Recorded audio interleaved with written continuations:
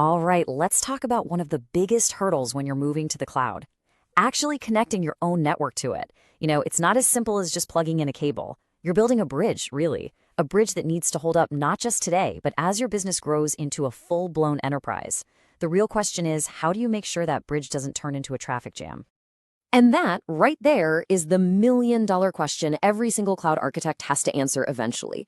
So to really get our heads around this, we're going to follow the story of a company on this exact journey.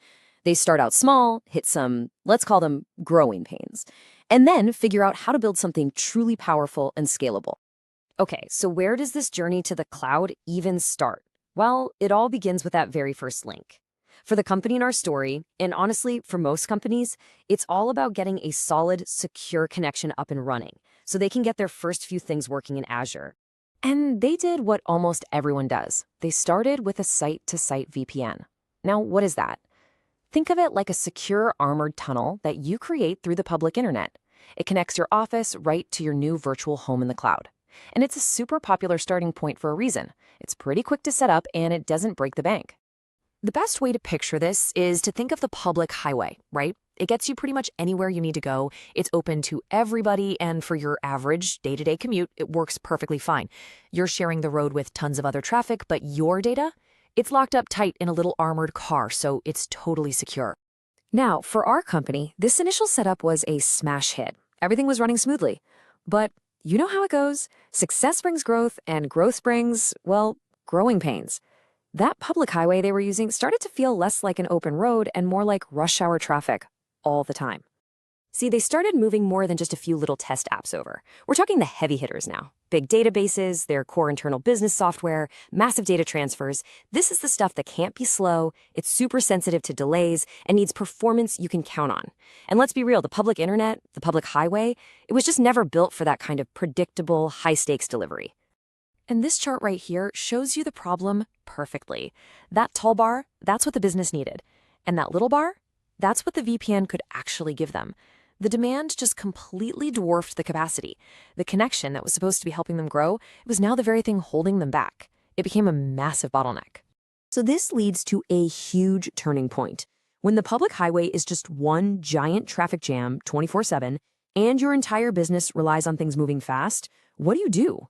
Well, you don't just add another lane, no. You build a whole new kind of road. And that is exactly what our company did. They decided it was time to upgrade to Azure ExpressRoute. And listen, this isn't just a faster VPN. It's a completely different way of thinking about connecting to the cloud. The key idea here, you get off the public internet altogether. So let's just compare these two side by side. With the site-to-site VPN, you're on the public internet, so performance can be all over the place. It's totally fine for things like dev and test or apps that aren't business critical. But ExpressRoute, that's a whole different animal. It's a dedicated private line. That means you get performance you can actually predict, lower latency, and way more reliability. It's built for the important stuff.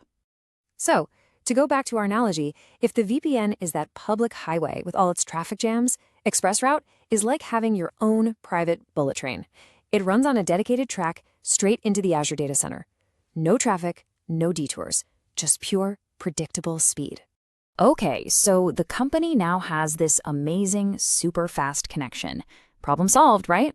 Well, not quite. With this new highway, more and more departments started moving their stuff to the cloud. And pretty soon, their Azure setup started to look like a giant, tangled mess of spaghetti.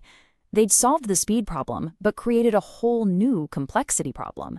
The answer to this mess was to bring in a new architectural design, the hub-and-spoke model. Now, this is a tried-and-true classic pattern for managing cloud networks once they start to grow. The big idea is, instead of having everything connect to everything else in a chaotic web, you create one central point of control. So let's break down how it works. It's actually pretty simple. First up, you'll build the hub. This is your central station. It's where all the shared stuff lives, your firewalls, your security tools, and most importantly, that big ExpressRoute pipe back to your office. Then you create the spokes. Think of each spoke as a separate neighborhood for a specific team or application. And finally, you connect it all up.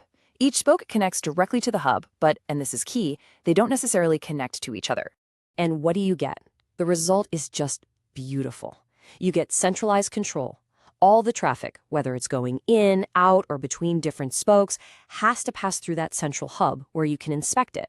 This makes routing so much cleaner, security is way tighter, and just managing this big cloud environment becomes, well, manageable again. All right, so we've seen our example company go from that first simple connection all the way to a full-scale, super organized architecture. Now, let's bring it home. Let's make this real for you. How do you figure out the right path for your company? Well, it starts by asking some really honest questions. Seriously, think about these. How much bandwidth do you really need? Is that predictable performance just a nice to have, or is it an absolute must-have for your business to function? Of course, what's your budget look like? How sensitive is the data you're sending back and forth? And maybe the most important one, what's your plan for the long haul? Where are you going to be in 2, 3, or even 5 years? Your answers to these questions are going to point you in the right direction, whether that's a simple VPN, a beastly ExpressRoute circuit, or maybe even a mix of both. And that really brings us to the final big picture question. The choices you're making right now about how you connect to the cloud, they aren't just small technical details. They literally determine if your network is going to be something that propels your business forward, or if it's going to become a massive roadblock that you'll be stuck trying to fix down the line. So plan for the future you actually want to build. Thanks for joining me for this one.